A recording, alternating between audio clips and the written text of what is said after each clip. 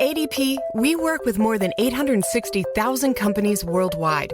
That gives us a pretty good idea of how to help businesses grow stronger. Whether it's through data insights that help you make informed decisions about building a team that works better as a team, or by keeping you ahead of thousands of changing regulations so you can keep ahead of everything else.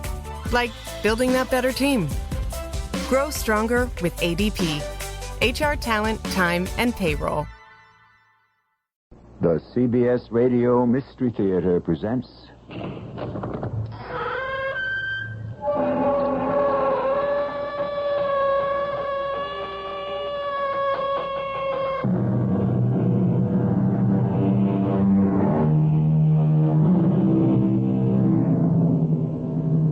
Come in. Welcome. I'm E.G. Marshall. The desires of the heart are as crooked as corkscrews, said the late W.H. Auden. He may have had love in mind, or hatred, or just about any emotion we're capable of, for the observation applies to them all.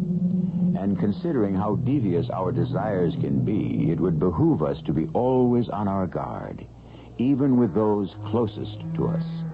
On the other hand, without trust, we would all go mad. A perplexing dilemma, and one that surfaces one way or another almost every day of our lives.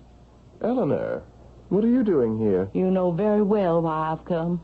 No. I know what you tried to do, Bert. What are you talking about? Don't play innocent with me. I have proof. Proof? Where? Well, in my mind, my memory. I remember what happened. And I know you'll try to do it again, won't you? Won't you?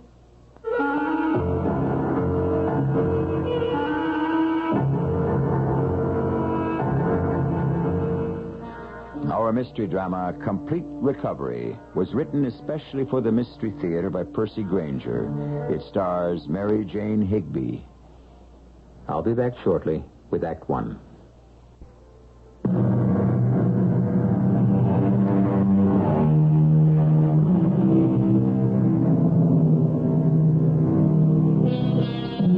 Henry James was once discussing the sound of the English language, and he maintained that our loveliest sounding phrase, irrespective of meaning, was summer afternoon. Summer afternoon. It does sound nice, and its meaning has pleasant connotations, too, but not for Eleanor Houston, a wealthy and once very outspoken widow. To her, summer afternoons have become nightmares. We're in a sanatorium in a Gulf Coast city in the deep south. Oh, Doctor. Oh, yes, Miss Carter? Would you hold the door for me while I wheel Mrs. Houston out onto the sun porch? Oh, surely. Oh, thank you. Here we are, Mrs. Houston. Another beautiful day. Not a cloud in the sky. Why are you taking me outside again? Don't you understand? I don't want to go out. Let's park her over near the edge where she can feel the breeze coming in off the Gulf. How is she today? The same. Still no sound and no movement. It gives me a headache. The sky. I can't stand all that blue. We've had her under treatment and observation for 6 months, and there's not a thing in the world wrong with her, physically. The fractured ankle she suffered from that hit-and-run driver is all healed, yet she seems totally paralyzed. Oh, here we are. I talk to her constantly. You know, I almost think she can hear me.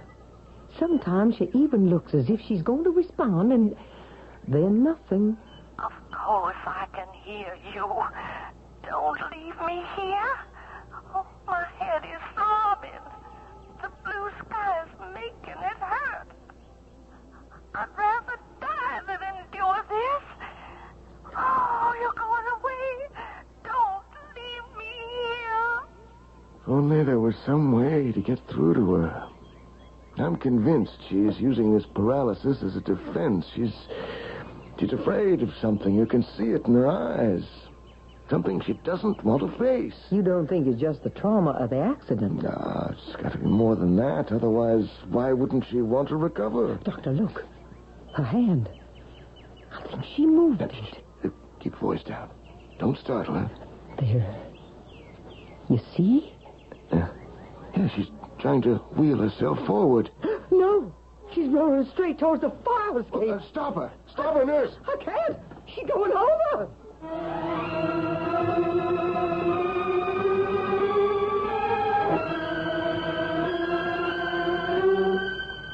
Pulse?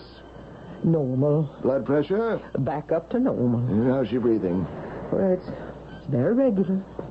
Almost peaceful. It's a miracle she didn't break her neck falling down those fire escape stairs. Except for the bump she took on her head, she seems fine. Oh, did you call her daughter and son-in-law? Yes, they're down at the nurse's station. Doctor. Yes, nurse. What, doctor?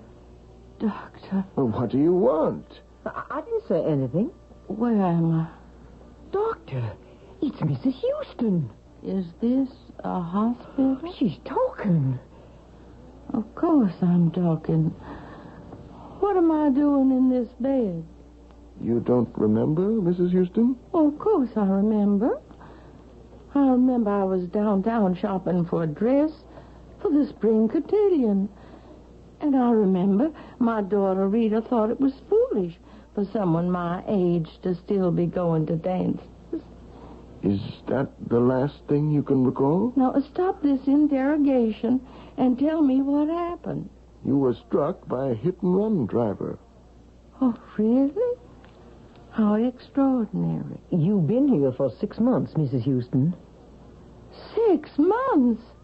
I insist you let me go at once. You'll have to stay for a few more days until we can run tests to make sure you're really fully recovered. Doctor, should I get Mrs. Houston's daughter? My daughter?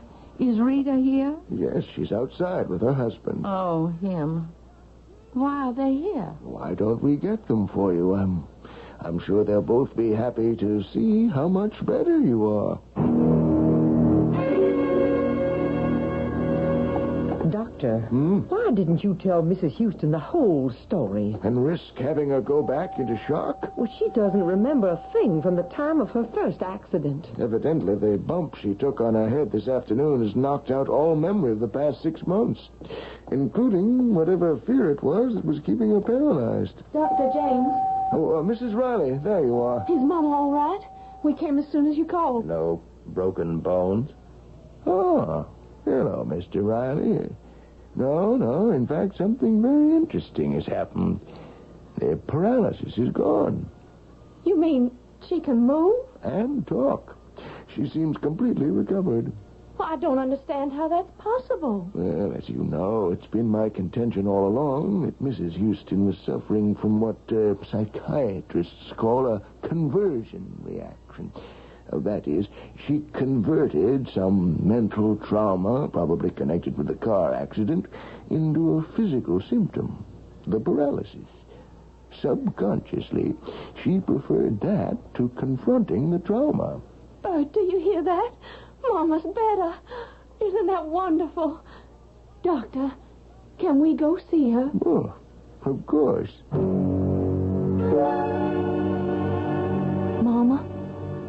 Mama? Rita, tell them to let me out of here. Oh, Mama, y'all better. Hello, Mother Houston. Now, I've told you 100 times, Bert Riley, not to call me that. Just because you're married to my daughter, that does not make you part of our family. I'm happy to see you seem to be your old self. Well, there's no seams about it. I'm fit as a fiddle, and I want to go home to Amber Oaks at once. Oh, well. What's the matter? Well, I'm afraid the house has been sold. What? Mama, it was so big and so expensive. Amber Oaks is my home. Our family home. The doctors didn't think there was much hope of your ever recovering. Who gave you the right to sell it? Well, the court did. The court. What business it is of theirs? Well, Bert was appointed trustee for the state, Mama, because of your condition. He is a lawyer. Of course, if you're fully recovered, everything will be turned back over to you. If I'm recovered, of course I'm recovered. What about Amber Oaks? Well, we can get you a real nice apartment here in town. And the money you made by selling it? What have you done with it? It's all been soundly invested. I want to see the papers. I want to see everything. Please don't get mad, Mama. Everything is all right. Bert only did what he saw fit. Of course. Only what he saw fit.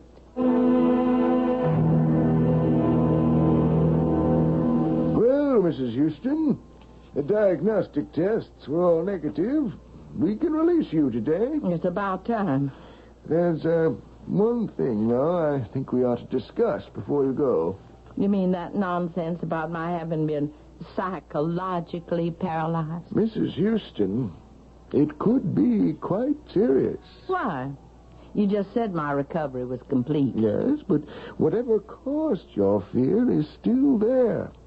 Even though you have no conscious recollection of the past 6 months, at any moment, something could trigger a relapse. What could? Almost anything. A word, a smell, a thought, something you see. Mrs. Houston, there is something inside you that could kill you. Something you're so terrified of, you've blocked it from your conscious mind. I'm not afraid of anything, Doctor.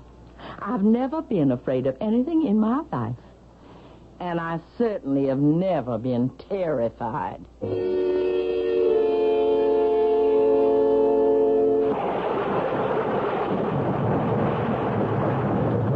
And you see, Mama, you have a terrace that looks out over the park. When the rain stops, we can go out there. And there's a full-size kitchen and a separate dining room. A full-size kitchen. Why, the kitchen at Amber Oaks was as big as this whole apartment. I am sorry about Amber Oaks. But Bert thought... Don't tell me what Bert thought. I know better than you what goes through that mercenary head of his. An apartment. We can fix it up nice. Now, what's this room for? Oh, that's the surprise I told you about. Amber Oaks is gone, but I found someone who's going to make you feel at home. Mrs. Collins, you can come out now. Hello, Mrs. H. Amy, our old cook. I called her yesterday, and she agreed to come live here and work for you just like before. Oh, Mama, what's the matter? oh, why, Mrs. H., what's wrong? Mama. Oh, she fainted.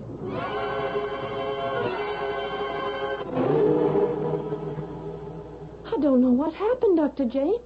She just passed out. Oh, where is she now? We got her into the bedroom over there. Good.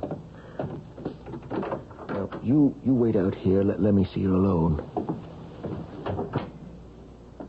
Mrs. Houston? What? Oh, it's you. Rita called me. Can you tell me what happened? Well, I don't know. Rita was showing me this ghastly apartment, and Amy appeared. Amy? Oh, Mrs. Collins. She was my cook at Amber Oaks. Rita's hired her to live in here with me. Oh, yes, I saw her in the kitchen just now. It was Mrs. Collins, then. Then what? Who brought on your fainting spell? Oh, not at all.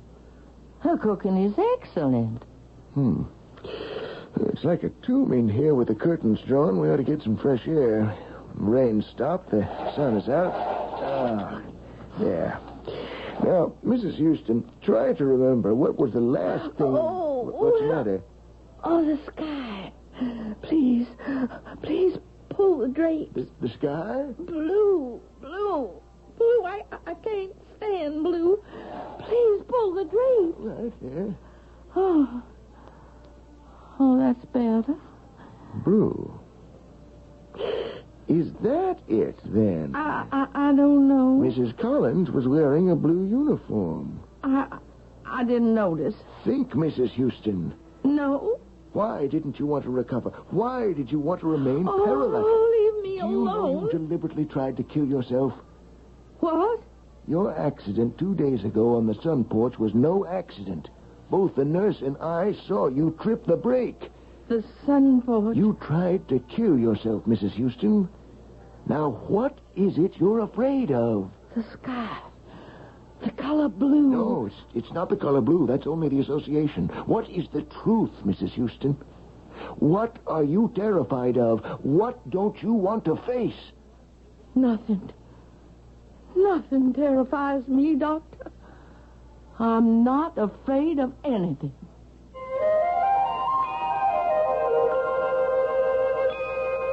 The essence of man, said a great mystic philosopher, is the effort he makes not to die, to persist in his own being. This effort can take many forms, from the building of empires to the procreation of children. It can also take the form of throwing up psychological barriers against certain truths which are so painful or dangerous that we dare not confront them. I'll return shortly with Act Two.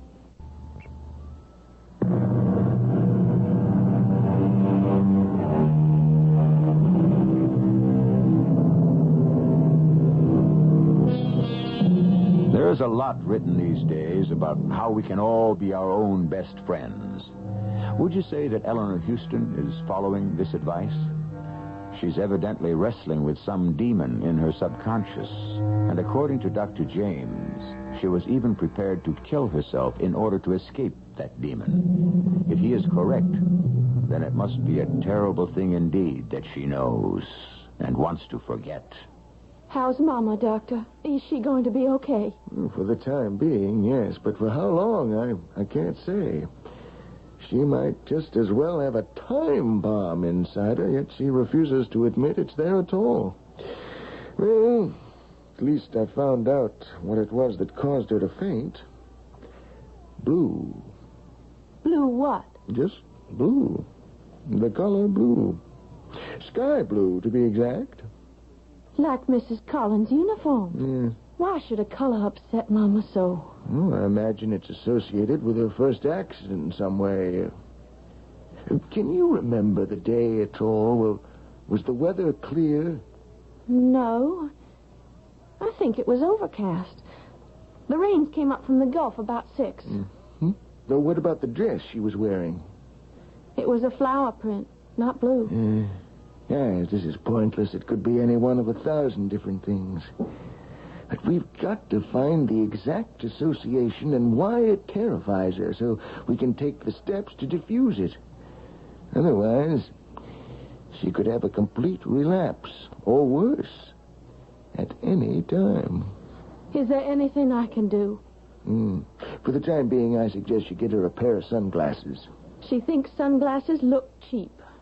She'll never wear them. Well, she has to, Rita. She has to. How are you feeling now, Mrs. H? Oh, I'm all right. Is Rita still here? No, she's gone home. I brought you some lentil soup. Just set it down. No, I won't just set it down. You're going to drink it. Are you going to start bossing me around again? Well, you're no good to yourself on an empty stomach. All right, all right. Give me the silly thing. Now, you know you'd like it. My Matt, God rest his soul, said it was a meal in itself. Mrs. H! Oh, my head. What is it? Stay away from me. Now, don't you move. I'll get somebody to clean up that soup. I'll just use a towel here from the bathroom. Don't you worry about a thing. I'll have you clean in a jiffy. Mrs. H. Mrs. H, where are you? Why, she's gone.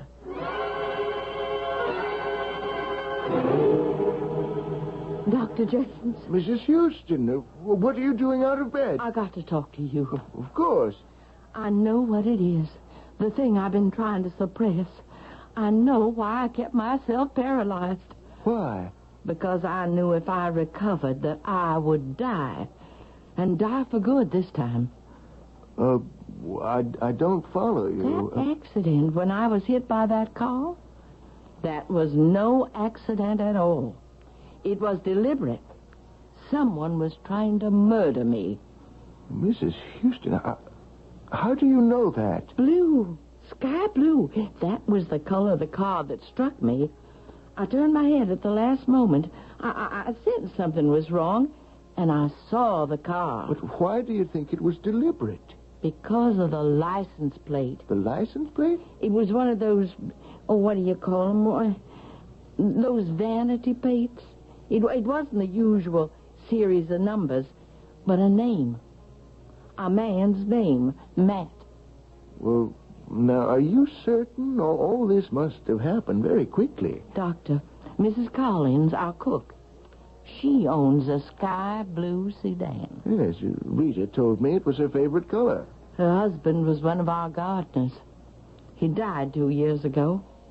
And in his memory, she got plates for her car with his name on them. And his name, Doctor, was Matt. Your cook? They don't let two people have the same name on their vanity plates. Mrs. Houston, if this is true, then you probably ought to go to the police. Oh, no. Amy's been my servant for nearly 30 years. If she's trying to kill me, I intend to learn the reason why.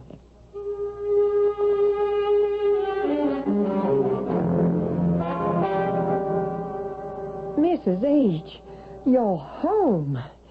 What happened? I turned my back for 2 seconds and you disappeared. Why, I forgot something at the hospital, Amy. Well, you should have let me drive you. That would have been ironic, wouldn't it? Why? Tell me, Amy, would you have given me a chance to get in the car this time? As opposed to what other time? A time about 6 months ago. What time was that? I'd like to go down and have a look at your car. Well, now, Miss H., I don't think it's a good idea for you to do so much driving around in your condition. Oh, I didn't say I wanted to go anywhere.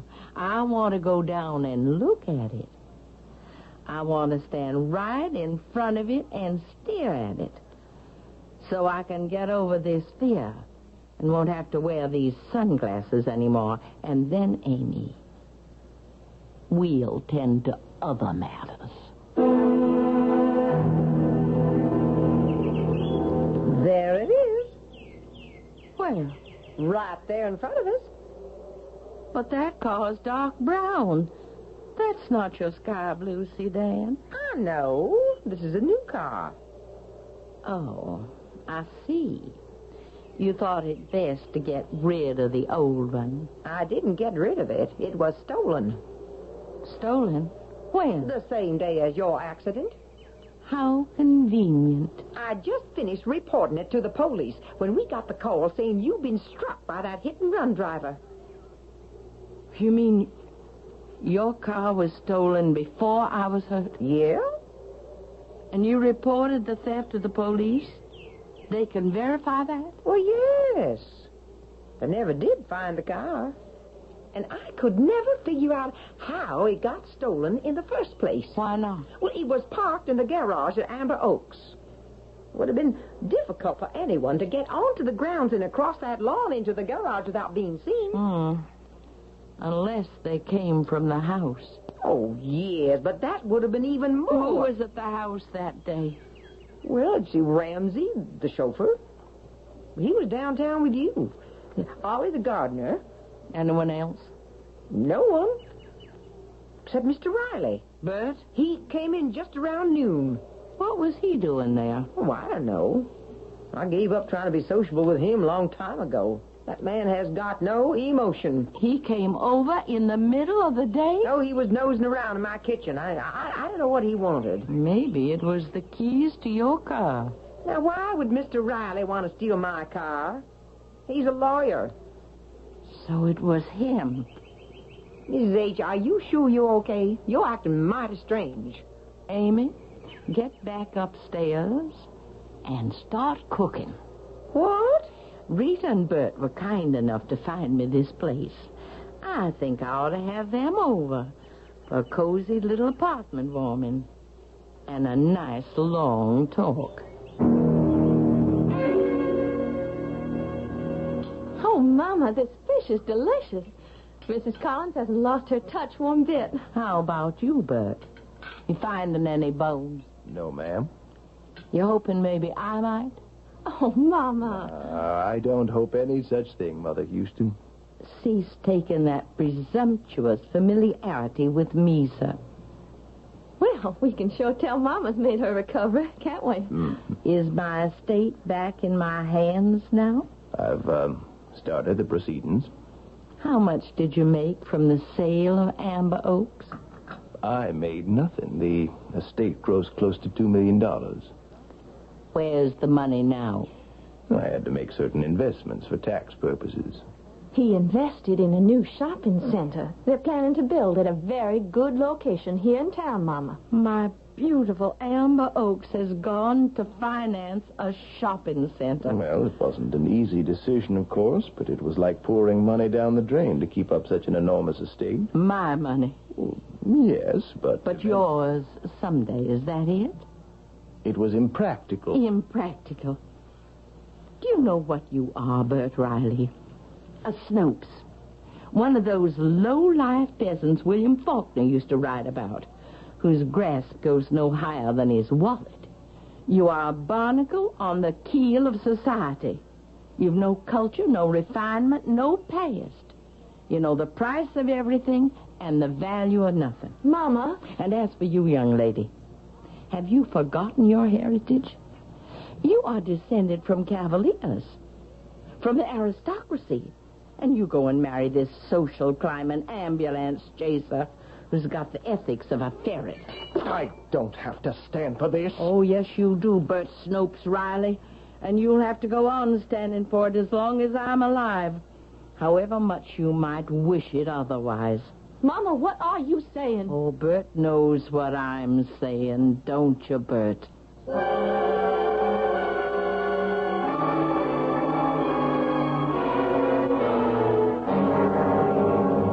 Mrs. H., can I clear the dishes now? Yes. Mr. Riley sure stormed out of here in a bad mood. Mrs. Riley didn't seem none too happy either. Mrs. H., were you implying that you think Mr. Riley tried to kill you? How do you know that? Well, that's what it sounded like. Were you eavesdropping? No, ma'am. I couldn't help but hear every word from the kitchen. Oh, I'm sorry, Amy. Forgive me. No, there's no point in starting to apologize at your age. You will help me, won't you? Of course, Mrs. H.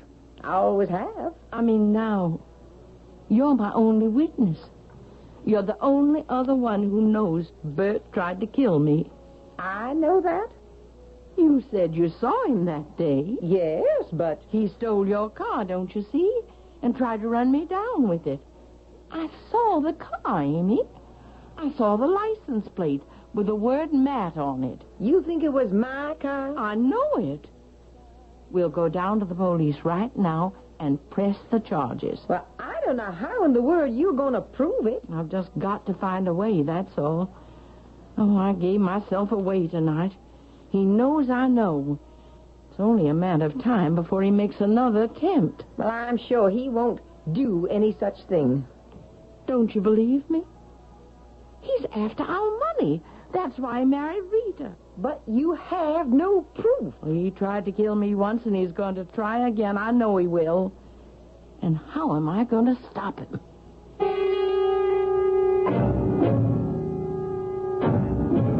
It has been said that we prefer misfortune to non-existence. Eleanor Houston certainly suffered the former, and now seems faced with the possibility of the latter. Did her subconscious keep her paralyzed all those months for her own protection? Has she indeed gone from the frying pan into the fire? Or are her suspicions merely another example of her cantankerous nature? We'll pursue the matter to its surprising conclusion when I return with Act 3.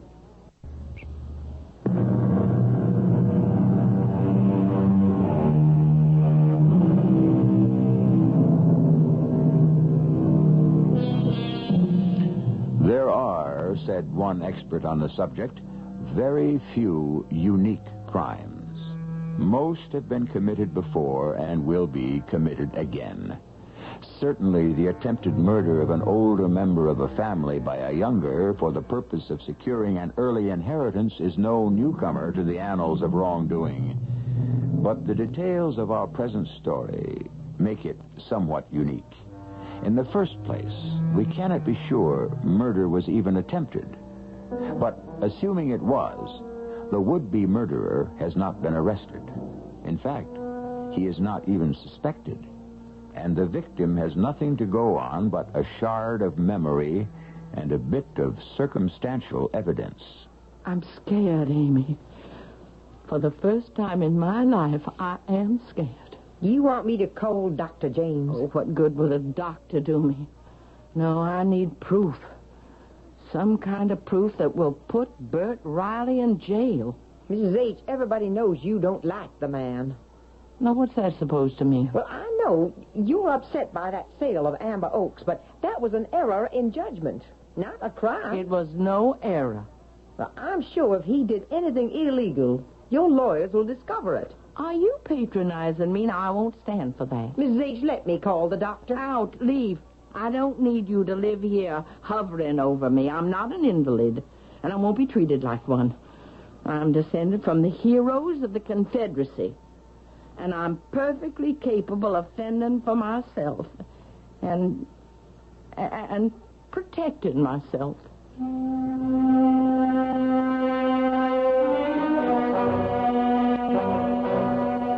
Mother Houston. Hello, Bert. Well, this is an unexpected surprise. What are you doing here at my office? I want to talk to you.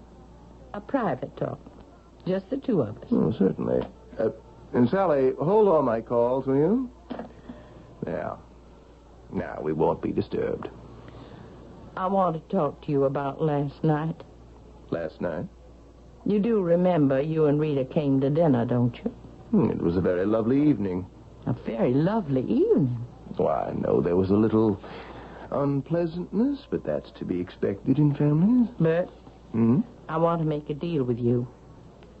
A deal? I want you to divorce Rita. I'm not sure I'm following this. I want you to divorce my daughter. Is my language too straightforward for your legal mind to comprehend? Now, you know I'd do anything I could for you, but... You mean anything you could to me, don't you? Well, no, You listen to me, Bert Riley. I know it was you who stole Mrs. Collins' car. You followed me downtown, and you tried to run me over. Once I'm gone, my fortune goes to Rita, and we both know that means it's as good as yours. But I'm not easy to kill, and I don't plan to die, not for a long, long time. These speculations of yours are totally unfounded. I don't know what you're talking about. Like I said, I am willing to make a deal. You divorce Rita, get out of our family, get out of this town. And I won't go to the police. The police? To press a charge of attempted murder. Is that really what you think? It's true, isn't it? You've never liked me, Mrs. Houston. I don't have a distinguished family. No bloodline I can trace back. But I've worked my way up from nothing. And I hope that someday I'll earn your respect. My respect? What were you doing at Amber Oaks the day of my accident? I wasn't there. Mrs. Collins saw you. She must be mistaken. She said she spoke to She you. must be mistaken. Admit you tried to kill me. The only thing I'm killing at the moment is time. And, Mrs. Houston, in my profession, that is a valuable commodity. I'm afraid you will have to excuse me. You're going to try to kill me again, aren't you? Aren't you? When, Bert Riley? When?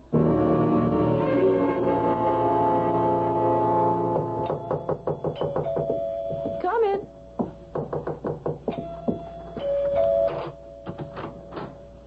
Mama. Can I come in, Rita? Of course. What's the matter? I've got to talk to you. Well, can you stay for dinner? Bert will be home in a couple of hours. I don't want him to see me. And he mustn't know I've been here. Do you understand? I've just been to see him. Well, what's wrong? You're perspiring. Rita, darling, I've got to ask you a favor. As a mother to her daughter. To her one and only loveliest child. You see, I dismissed Mrs. Collins. What? Oh, she's an impossible old woman. But I know I can trust you. Trust me. I want you to come live with me. Come back. We'll fix up the apartment. It'll be just like living at Amber Oaks again. Oh, well, not quite, of course, but we could make it like old times. Mama, what are you talking about? You want me to leave Bert? There. You see what a clever girl you are. Yes, that's exactly it. I can't do that. Of course you can. You must. I'll call Mrs. Collins and try to patch things up. No. But I can't leave Bert. Why not? He doesn't love you. He does so. I need you, Rita. I'm all alone. And I'm in danger. I'm in terrible danger. Your husband tried to kill me. Bert? Yes. That accident was no accident. He stole Amy's car and he tried to run me down. And he'll try again. He wants our money. That's why he married you. Mama, stop it. You have put me down all of my life, and I am not going to stand for it anymore. Rita? Never have you given me credit for anything. Oh, no, darling, that's not true. Why do you hate Bert so much? So what if he doesn't have a fine pedigree like our illustrious family? The important thing is he's ambitious and he works hard. He spends 15 hours a day at his office. Yes, to avoid having to spend time with you. Oh, I'm sorry, dear. I didn't mean that. We spend time together. We spend enough time together. I'm going to have a baby. What? I wanted to tell you last night. You are pregnant? Marrying Bert was my decision, and getting pregnant was my decision. I'm living my own life now, so stop trying to interfere. Do you understand me? I do try to understand, Rita. I do. Oh, but you're my last hope. No one believes me. I'm sorry. I'll go now. Oh, please don't tell Bert I was here. Don't tell him I told you anything. For your own safety.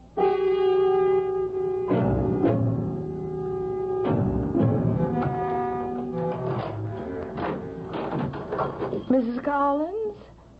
Amy? Please be here. Please. I need you. I'm afraid. Amy? She's gone. The things are gone. I'm alone. Oh, what am I going to do? Honey, I'm home. Oh, Bert, I'm so glad you're home. Oh, I need a drink. Well, what's the matter with you? I'm worried about Mama. No? What's wrong now? She came over this afternoon. I told her we were expecting a baby. Why'd she come here? It doesn't matter. Honey, what did she say to you? I wish she didn't hate you so much. She has this fantasy that you're trying to kill her. Oh? If you ask me, I think her accidents have addled her brain. She told me she fired Mrs. Collins. What? Oh, they had a fight over something, and Mama sent her packing. Maybe I should go spend the night with her. Oh. No. No, she can take care of herself.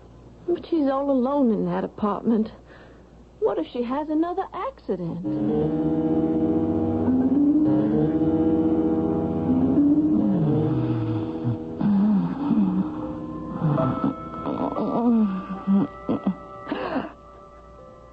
Who's there? Mrs. Collins? Amy, is that you? Did you come back? I know someone is in this room. It's only me, Mother Houston. Bert. I just came by to see how you were getting on. It's 3 o'clock in the morning. I know. When I left Rita, she was sleeping very soundly.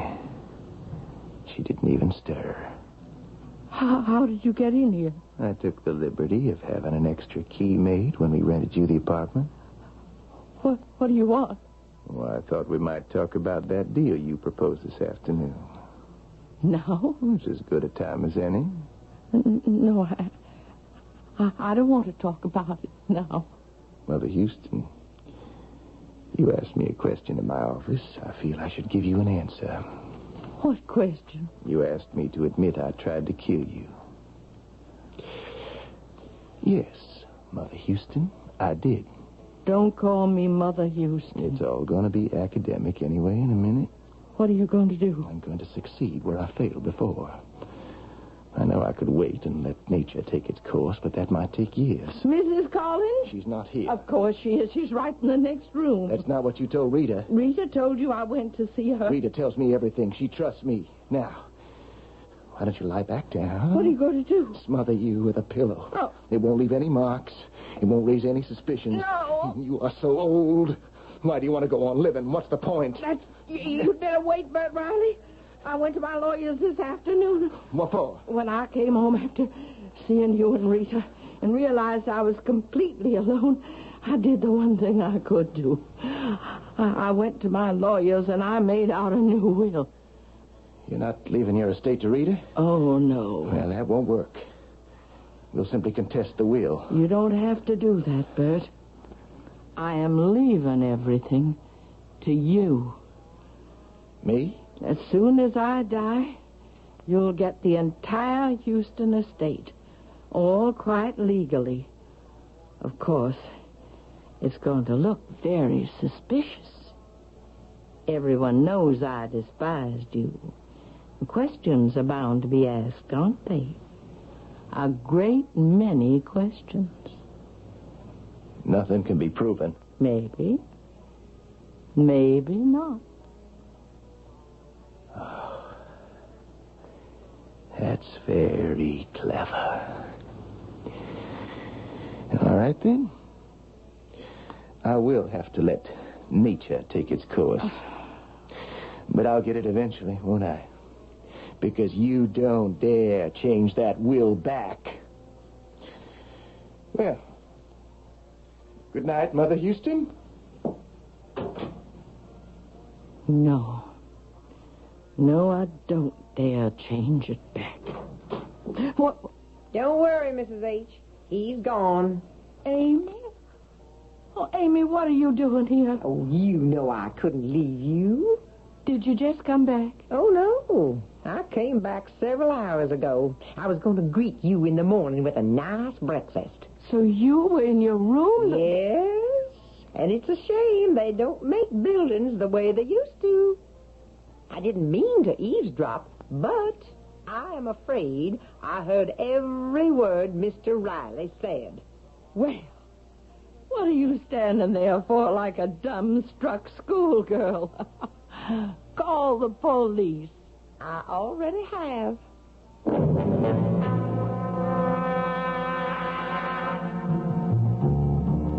Edward Dahlberg once noted that most of man's acts are contrary to his own best interests.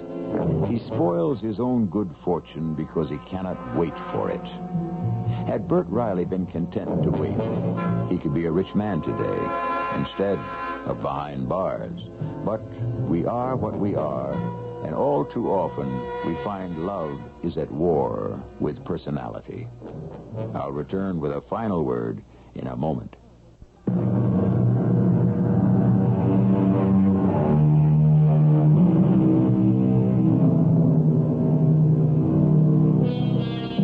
A final word on personality. Bert Riley almost succeeded in his second attempt to kill Eleanor Houston, and one of his biggest allies was the old woman herself. Her domineering and melodramatic nature served to obscure from Amy and Rita the very real danger she faced. But at the crucial moment, it was her personality which also saved her. That and a bit of luck. Our cast included Mary Jane Higby, Joan Shea, Russell Horton, and Jada Rowland. The entire production was under the direction of Hyman Brown. And now, a preview of our next tale. I dislike to disturb you at home, especially on the Sabbath. Well, that's all right. Now, I did call your office, but there was no answer. I don't mind, Alexandra. How can I help you? Help me. I'm afraid no one can help me now. What are you saying? Yes, because, you see, I broke the commandment, thou shalt not kill. Alexandra. I have killed. I have taken a life, a human life. Is this you, Alexandra Edison? I have shot and killed Mr. Martin K. Beasley. Alexandra, don't do anything. Don't touch anything. I'll be right there. This is E.G. Marshall inviting you to return to our Mystery Theater for another adventure in the macabre. Until next time, pleasant dreams.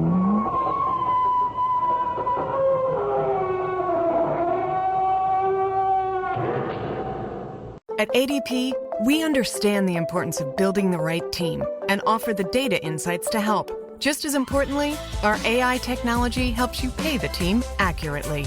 Grow stronger with ADP. HR, talent, time, and payroll. You coming to bed, hon? Yep, honey, I'll be right there. Just gotta turn out the light. Ow! Ow! Ow! Ah! Gah! Some things never change. Like your kids always leaving tiny toys on the floor for you to step on. And Geico saving folks lots of money on their car insurance. Sweetie, I think I left the downstairs light on. Please don't make me go. 15 minutes could save you 15% or more.